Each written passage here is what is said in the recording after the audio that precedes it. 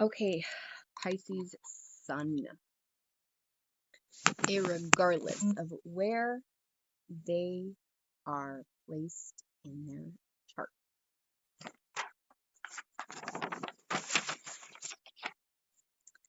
Pisces is the soul planner. It's ruler of the 12th house. Neptune is its ruling planet, and subruler is Jupiter. It is a mutable water sign, making it the soul planner. Soul meaning it takes in the aura of soul and it has a compass, becoming the planner. It is the before we get here and where we return. This realm is of the unknown. It is hidden. That is just where the sun's ruler is. The thing is that we come with Capricorn, who has come to this mountaintop. And then with Aquarius, it is now thinking of the rest of the world. Like, I have accomplished this. Now they need to accomplish this. This is the social networking of Aquarius, who works into the hopes realm. Also, the star, which I wanted to read really quick just so I can get that story good.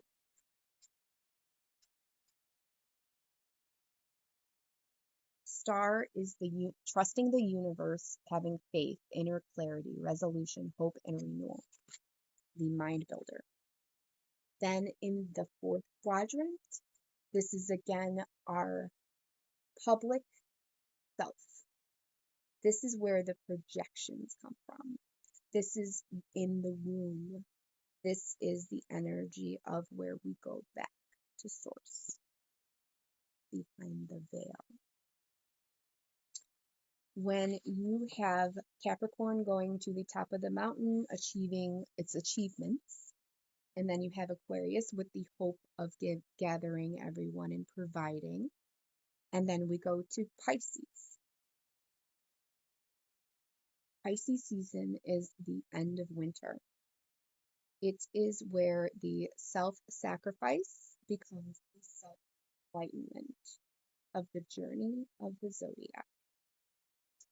So in Capricorn season, we are achieving our highest climb to the mountain.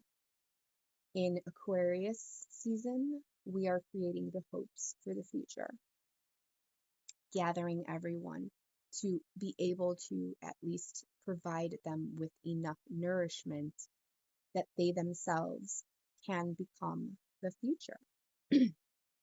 Then we have Pisces, who is the self-sacrificial sun. This means that they are the soul planner of self-enlightenment and self-undoing. Neptune is the ruler, subruler is Jupiter. The moon in tarot is the hidden empathic intuition. Your life force and identity then become hidden empathic intuition. The Hanged Man is is Neptune. You need perspectives. You take in perspectives. You also need inner peace and find a release. This is a release of others' energies around yours, therefore secluding yourself. How am I to become the dreams? The Wheel of Fortune is Jupiter's sub-ruler. Wheel of Fortune says cycles of life, good fortune, and turning points. The private self, so if you have your sun in the 1st through 3rd house, this is your values, virtues. I'd rather do quadrants, I think. So this is your private self if your sun is in your 1st to 3rd house. Your private self is someone who is self-aware, has values and virtues, and has self-taught skills in the soul's plan. You are connecting to intuition and subconscious mind. You're driving into murky depths of your innermost mind. There may be fear, anxiety, and confusion that go deeper into this private self. But this is the core of your emotions. To release the fear, then you will be set free. This energy, when you are in the lower quadrant of the first to third, this then becomes your self, your values, or what you value, and then also your community or your siblings or your self-taught skills here. So the first quadrant being the private self with the sun in Pisces is someone who intuitively knows how others feel about them, and how they feel about others can be maybe not as solid. Like they don't get a solid feeling from people. Very rarely do they have a solid feeling from people. They might need that mutable energy to actually function with others. So the thing is with Pisces, Pisces has a semisextile to Aquarius and Aries. Now, when we go into Pisces season, we're going to the depths of the ocean, and now we're going into the middle of the ocean, and there's a storm. And within that storm, there's a rocking boat. And if you have your sun here, that becomes your identity of the rocking boat. Now, your choices here energetically are to jump off the boat, which becomes that self-undoing, into addictions, into projections of others onto you, and you become angry and project back onto them. Or you're going to have a feeling of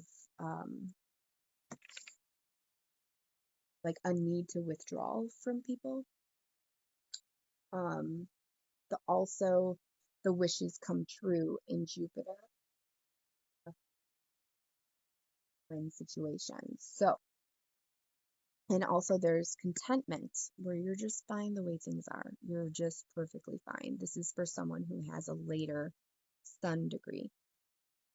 So if you are born in the first week of Pisces, which I should probably let people know that this is the first week of Pisces. So this is 0 through 10, and this is 11 through 20, and this is 21 to 29. So 29, actually it's 28, so it's 20 to 28, and this is 19.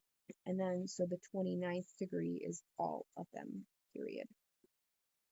So here's the thing, is that if you are within the first week, the first 10 days of Pisces, you are someone who tends to retreat or withdraw. You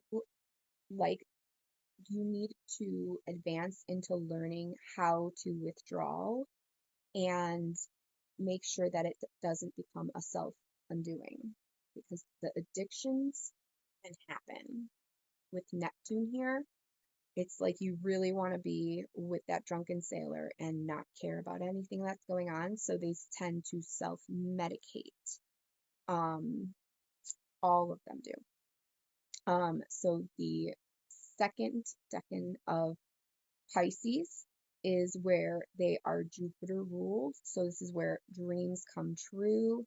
They look within. They look for the win-win situations. They look for the truth, and they preach the spirituality more than anybody. Like, this saved me. This saves me. This will save you. Trust me. The last decan of Pisces is Mars, which is all about action. And this is about commitment to family. And then you also need to look into your personal values. What do you personally put your values into? The last decan of Pisces are going to be the dates. I'm going to have to get the dates for that. So if you're a Pisces in the first house, the first quadrant, I should say, this is your private self. You are charming, you are supportive, and you are romantic. In the second quadrant, meaning from 4 to 6, you are somebody who learns what kindness really is, and you try to perform your life through your roots. And this is somebody who needed to learn kindness or teach themselves kindness, because this is the private relationships. And when you are not taught kindness in your private relationships, this is someone that will seek that type of relationship of kindness. So that goes from your roots to your day-to-day routine. You're trying to find the kindness. In your 7th through 9th house, this is your public relationship self. If your sun is in your 7th to 9th house, this is someone who is looking for someone who is nurturing, but they themselves are also nurturing. So this means that you can withdraw from nurturing. You can have this look for the win-win situation, and you could also look at the personal values that you have. This is someone who you're looking at Saturn, Jupiter, and Mars as the sub-rulers of those sub-rulers of the sub-rulers. So the quadrant 4 is your public self, and this is from your 10th house to your 12th house, which is 12th house home. This is somebody who is very charismatic, very artsy. Like the whole entire chart would be lit with art anytime you see Pisces. So wherever the Pisces is in your chart, you automatically know that when Pisces rolls around, where your house is. And for me personally, it's joy and vulnerability house. It's in my 5th house, meaning that if I play the whole field of Pisces, I'm going to be looking to the Virgo on the other side at the 11th house, my perfect future.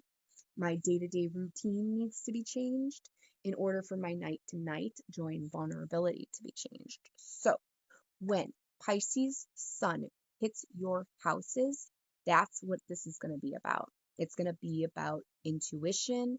It's going to be about self-sacrificing or retreating, learning how to withdraw from society, but also understand yourself, creating boundaries. It doesn't have boundaries here. And that can really cause a problem with our soul planner, is because its whole plan is just to help you expand. And sometimes people take advantage of that depending on where their chart lays upon your Pisces. So this is somebody who would have that creation of thought process. Neptune can feel like imprisonment when you're on that boat in the middle of the ocean, in the middle of nowhere. You can feel imprisoned here. So the other thing is that we have a sextile.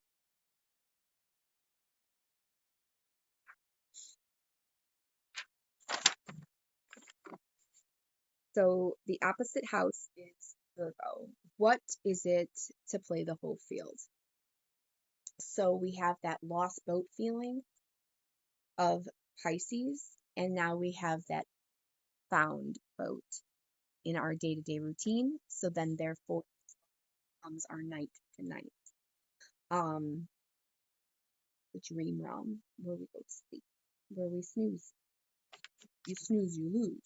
But if you're active in your sleep pattern, you're actually winning, and that becomes the win-win of that second decan in Jupiter feeling.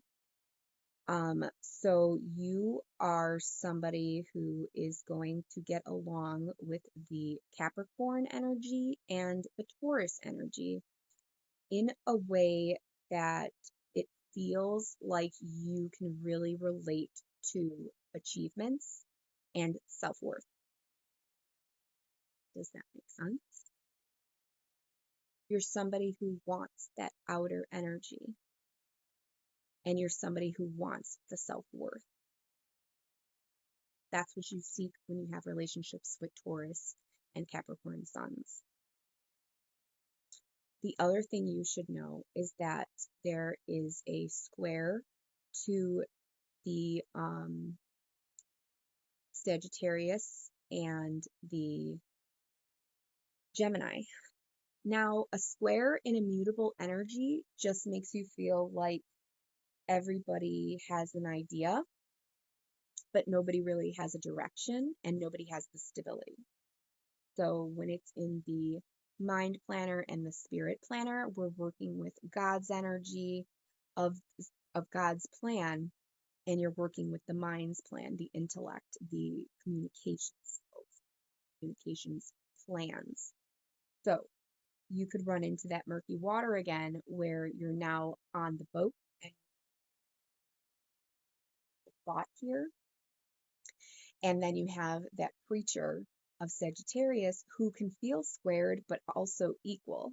Like you're a little bit safer here because that sub-rulership of Jupiter is shared with Sagittarius. With Gemini is the most squared energy for the Pisces Sun because they use logical thinking, and that means that they need to see things, and their intellect is going to be all self-taught skills, but very intelligent. Very naturally intelligent can come off to the Pisces Sun as someone who is above their thought processes, and it could question the intellect of the soul planner, which is not fair. So that's where the square is. The sextiles are going to be in, oh, I already said that. The harmony, where the water trine is, where the soul trine is with Scorpio and Cancer energies. Cancer is the soul boss, and the soul builder is Scorpio. What we have here now is the soul trine. So there's a leader, there's a builder, and there's a compass, there's a plan. You have someone who in the Cancer energy is like, okay, here's our action plan. This is how we're going to feel, and this is how we're going to grow into that feeling of that deep, murky water, and we're going to pour it all into a flood. And now we're going to have everybody feeling what we feel, the depths of the oceans, right? So Scorpio comes in and creates that solid ground of the bottom.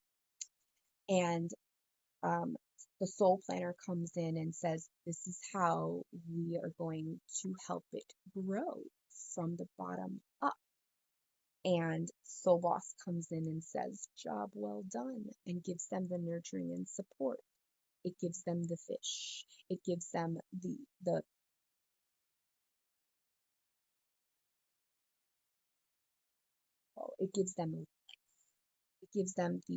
the ability to kind of like create that aquarium as well, because now we're being deeply rooted, and then we're being transformed, and then we're becoming transcendent. That's where the Pisces Sun stays. Now, think about the self-undoing and self-enlightenment. Think about your self-worth. Think about your outer energy that you wish to achieve. You can actually do this with those energies and start looking into the opposite houses of where your body planner is to get to the achievements through the Capricorn and to get into the things. Now, they're known for loving their sleep because they're in the sleep realm. That is their home. They're known for being tired or having tired looking eyes, or very soulful eyes where they're very like their eyes can drown you. All the water signs are kind of like you're able to drown in their eyes. A square I discussed, the opposite is Virgo, the day-to-day routine. So this is something you need to do on a day-to-day routine. If you want more self-enlightenment, you need to practice it every day, some type of withdrawing from society and becoming self and grounded in that watery field that you are so deeply connected to. The soul trine is so hard to tap into without crying because of the depths of the ocean that hold so much of our soul's belonging. This is literally the light of God's love that was given to us. And these people have it in their sun signs, so they have it in their life force, they have it in their identity. We can talk about crisis, identity crisis, like when you're so empathic that you don't know where to turn. Somebody who has an identity issue would definitely be a sun in the 12th house, someone with the sun in the 3rd house, even like self-taught skills. You might have felt that maybe your community put you down versus lifting you up. So shadow work is very important to a Pisces sun and knowing who you are. The only way for a Pisces sun to be completely confident of who they are is literally spiritual work. Knowing who you are and your energy and how to harness it and own it and have it. It's yours to keep. They are constantly trying to have that energy, just constantly having that energy of that aura and try to give it to you, and people project it onto you, and that could create the negative feelings that you get, and they're not even yours. Your job is not to know. Your job is the before and the after we got here. Your identity is in the before and after we got here, but we're here to collect that aura. Now, if you really want to have yourself in a force of nature, you really need to look into not only the opposite, but into the logical thinking of Gemini, and then you have to go into the Sagittarius and become the preacher. That is where you will find the most luck, is outer body experience of travel, short distance, long distance, finding solitude, but also finding yourself in a, what we would call like a structured church, but of yourself. So finding that day-to-day routine, finding yourself is the most important part to tell a Pisces sun, because it's self-undoing or self-enlightenment or it's self-sacrificing and becoming the self-enlightenment. So the story of Pisces goes on and on about how Neptune is this wonderful planet of dreams, but it could also become someone's biggest nightmare. If any of you know those Pisces suns out there, I guarantee you they have been through hell, and their boundaries and limitations are jam-packed to the concrete walls of every side of the ocean. They are somebody who is going to use their logical thinking in Gemini. There's somebody who's going to use their hope and their faith and their wishes and their luck. They're going to redo so good. They're going to manipulate every last part of you. They have now become your worst nightmare. So be careful of your Pisces and who you're pissing off. Pisces at a high vibe is somebody who is completely in tune with the every feeling, every aspect of every emotion, every spectrum of emotion is on their plate. They have felt or have been projected into feeling every little thing. You will never see a Pisces let a baby cry. You will never see a Pisces that can stay in a room full of people that are all about dominating them. They will never be, they don't want to be submissive. It's just how they naturally are when they're just swimming, just keep swimming, just keep swimming. They have faith in the better of people that don't deserve it.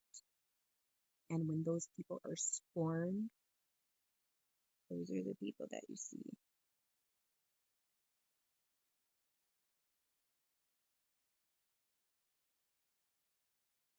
Creating that before and that after, creating the line, the fine line of what is self-sacrificing and what boundary you really need to have. Pisces suns really need to have boundaries. They need to stop looking at other people and what they have. They need to start looking within and what they have. What they have is a roof over their head. What they have is food in their mouth. What they have is not having so many friends. Like, you don't need a million friends. What you really need is yourself. Finding yourself within is the key to Pisces Sun expanding into the wonders of the Jupiter subruler. So Neptune here creates that dreamy illusions and disillusions, and it could create this part of us that feels so self-undoing. So we really need to put into, now that you have self undone, where do you go from here? So you need to resurrect, and it's time. So this is the year. This has been the year. It's always been the year. So you need to look at that retreat.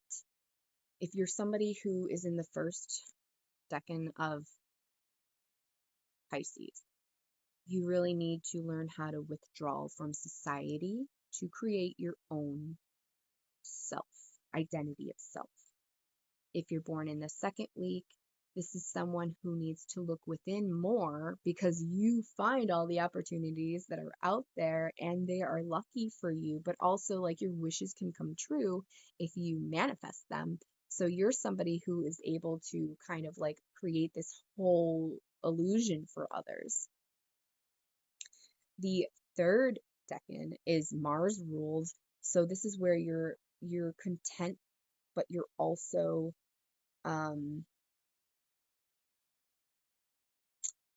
looking at personal values. You really need to instill into that Taurus energy almost, where you have self-love. There's values, virtues, and self-worth that you need to look into in order to create that blockage. Now, when you're looking at that Jupiter, that might be so manipulative or so what they seem lucky. The only thing they need to create is the boundaries so people don't have that evil eye on them. Basically, that feeling of that evil eye is really easy for Pisces to know. Like,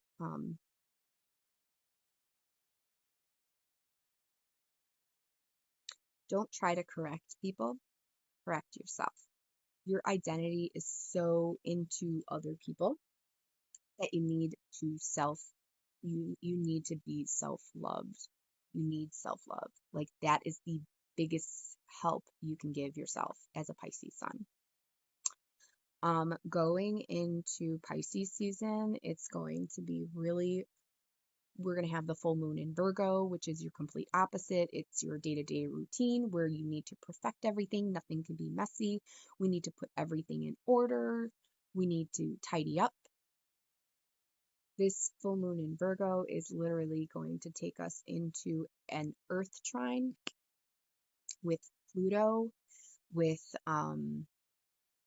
Mars, and with Uranus. So this is evolutionary change. This is actions, and this is the empowerment that we're going to be dealing with here. And what you really need to do is focus on who and what and why, all on you. All on you. That's what it is. Give service to yourself. So, all the Pisces suns that I know are amazing people. All the Pisces suns that I know have been affected by others so easily, and it hurts them deeply.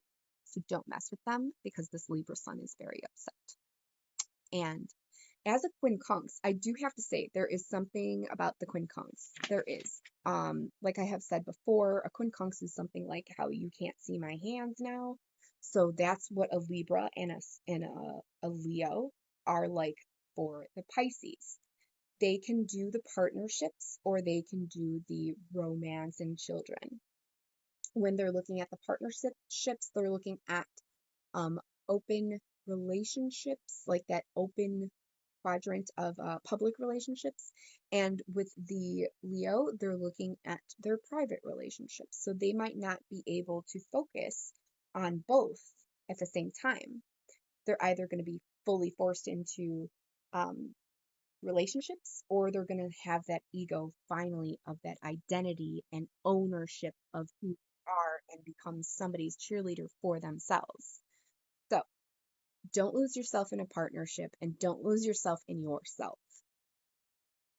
There are bad vibes out there when you go one way or the other. So just remember, like, are you picking yourself or are you picking your partner?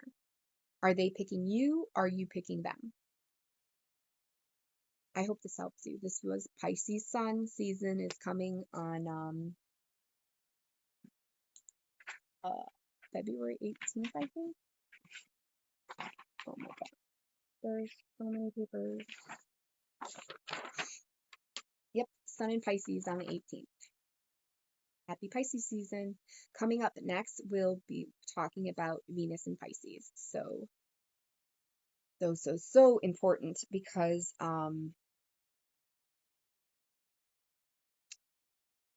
let's talk about Venus in Pisces.